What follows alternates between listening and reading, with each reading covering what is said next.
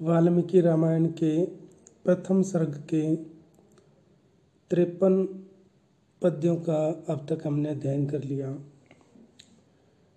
इससे पूर्व जब रावण मारीच की सहायता से राम और लक्ष्मण को दूर ले जाकर सीता का अपहरण कर लिया और जटायु को घायल कर दिया और उस जटायु को मरणासन स्थिति में देख करके राम ने खूब विलाप किया सीता के वियोग में और उस जटायु के इस स्थिति में देख करके। और उसके बाद जब जटायु की मृत्यु हो गई उसका अंतिम संस्कार भी करते हैं।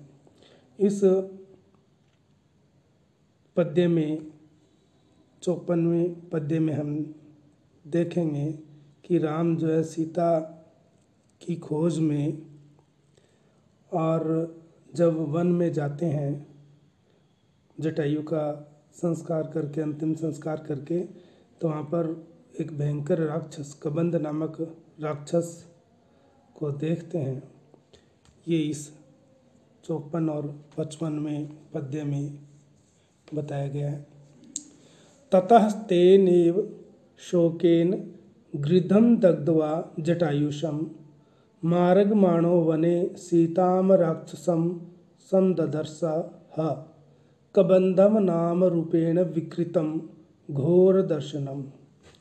ह अर्थात ये प्रसिद्ध है कि ततः तत्पश्चात अर्थात जटायु की मृत्यु होने के बाद वो मरणासन स्थिति में थे और उस जटायु नामक गिद्ध की मृत्यु होने के बाद तथा फिर शोकेन एव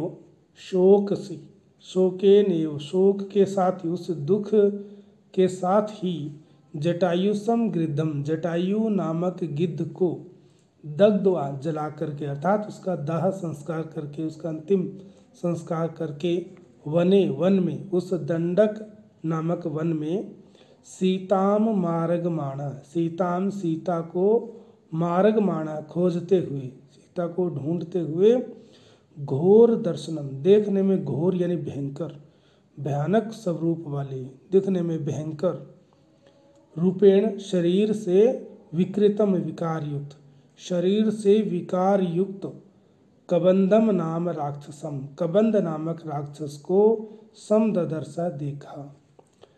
अब यहाँ पर विकृतम विकार युक्त का अर्थ है कि जो कबंध था का बंध यानी जिसका मुख बंद यानी पेट से चिपका हुआ हो, तो ये जो कबंध नामक राक्षस है ये विकार युक्त विकृतम अर्थात जिसके पेट में ही सिर था, इस प्रकार विकृत अंग वाला था। ये कबंध नामक जो राक्षस था वो मूलतः एक गंधर्व योनि का था और इंद्र द्वारा शाप दिए जाने के कारण वह राक्षस बन गया।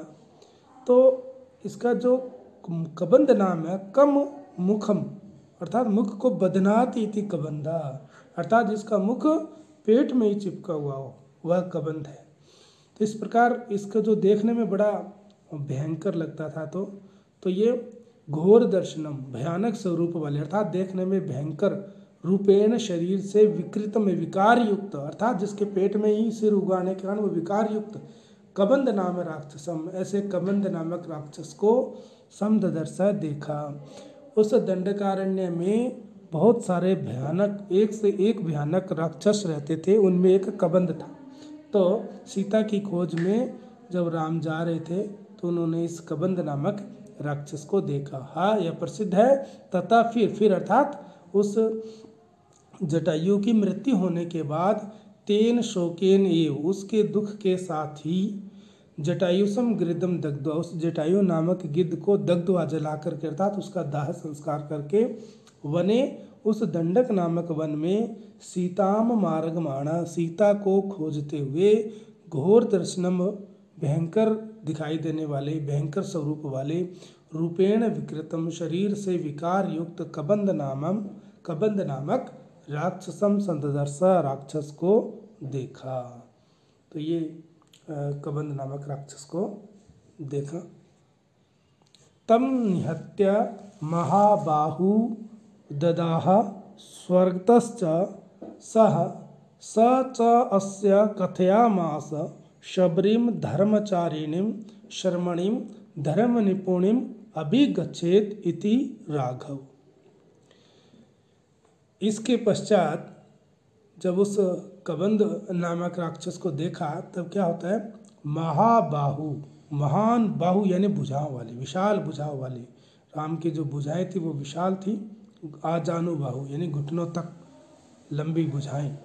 तो महाबाहु विशाल भुजाओं वाले राम ने तम उसको अर्थात उस कबंध नामक राक्षस को निहत्य मार करके, उसका वध करके, ददाहा उसका दाह संस्कार कर दिया। उस कबंध नामक राक्षस को मार करके ददाहा उसका दाह संस्कार कर दिया।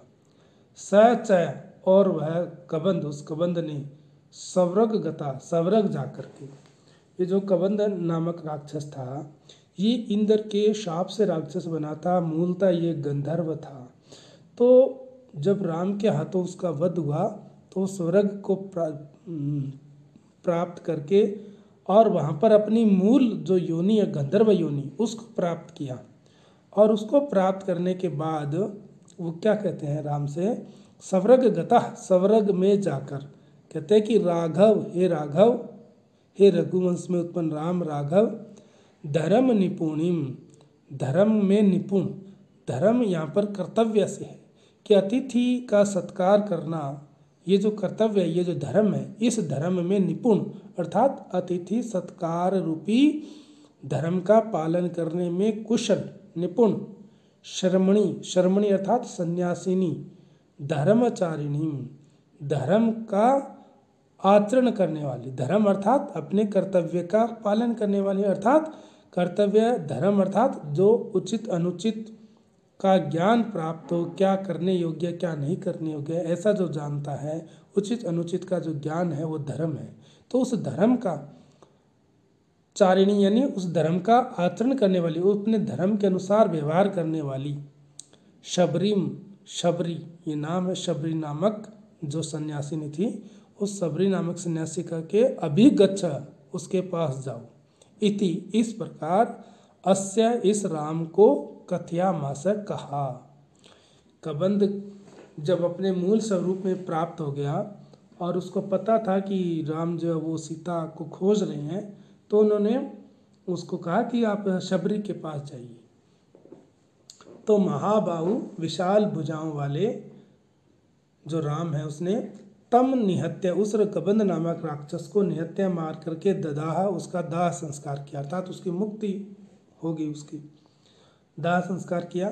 सच और वह जो कबंध था वो स्वर्ग गता, स्वर्ग जा करके कहता है कि राघव, हे राम, धर्म निपुणिम, अपने धर्म में निपुण अर्थात अपने अतिथि सत्कार रूपी धर्म का पालन करने में कुशल, श्रमणीम सन्यासिनी, धर्मचारिणीम, अपने धर्म का कर्तव्य का आचरण करने वाली, शबरीम अभिगत, शबरी के पास जाओ, इति इस प्रकार अस्य इस राम को कथयामास उस कबंध ने कहा।